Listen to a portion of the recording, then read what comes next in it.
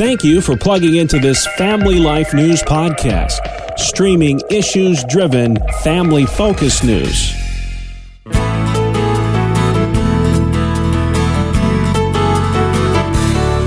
And welcome back to another edition of Issues in Education. Mondays during the Noon Report, we spotlight the many issues impacting our public schools with the good Dr. Ralph Kerr at the Teaching and Learning Institute. Ralph, welcome back to the program, sir. Great to have you today. We'll try to do this in 5 minutes or less, but a lot of COVID questions out there today. We'll start with the governor of New York and his recent announcement on COVID clusters at college. If a school gets 100 cases or 5% of the total enrollment, that school has to shut down, go online for 2 weeks. Is that a fair deal, you think, Ralph? Well, I think it really depends on the college's circumstances. I mean, some colleges are quarantining the students when they first come in, and I know that one college nearby, I won't say its name, although I'm coming from Houghton. Sure.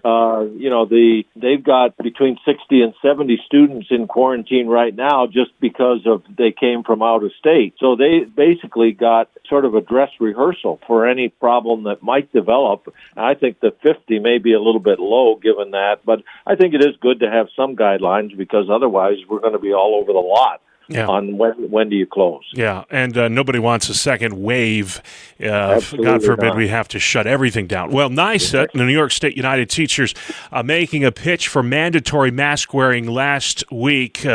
All day long during the school day, no exceptions, not for gym class, not at your desk. Put it on, keep it on. How are districts going to receive that, Ralph? Well, I'm really concerned about the involvement of the union in the whole reopening thing. I think if they really had their druthers, they'd just keep school closed.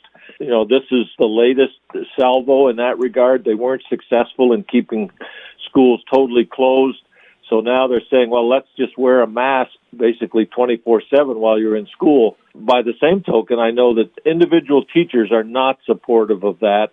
I think it's just another aspect of really wanting to make things so difficult that schools would be inclined to just close and stay closed. Yeah, and so schools will open next week in New York after Labor Day. In Pennsylvania, they've already begun operations. How has the rollout gone so far, Ralph? I know the outgoing Education Secretary, Pedro Rivera, said he's going to let the districts decide at the local level what the closing protocols will be. Do you support that move? I really do. I think it is a local decision. In large states like Pennsylvania, circumstances are very different, say, from the eastern part of the state to the west and in more rural areas.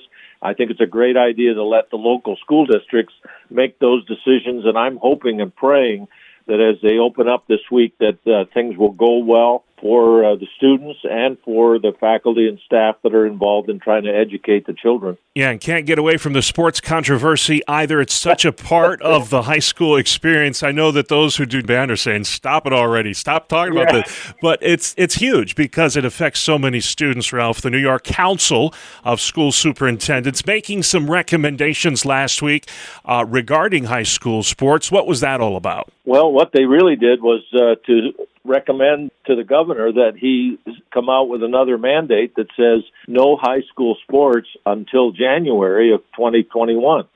And their solution is that then all sports would run in the spring. The problem with that, though, is particularly in smaller schools, many students participate in every sports season. Yeah. Soccer in the fall and other things in the winter, other things in the spring. And that won't work if you have all the seasons going in the spring. So it's going to be really difficult to do that. And then finally, let's talk about busing issues. We've already talked about the driver shortage issue, the ability of public schools to transport kids that attend private or parochial schools. I know that's a big deal in Buffalo now. Talk about the transportation issues facing districts in New York State, which are about to open next week. Well, as we said before, the shortage of bus drivers is real.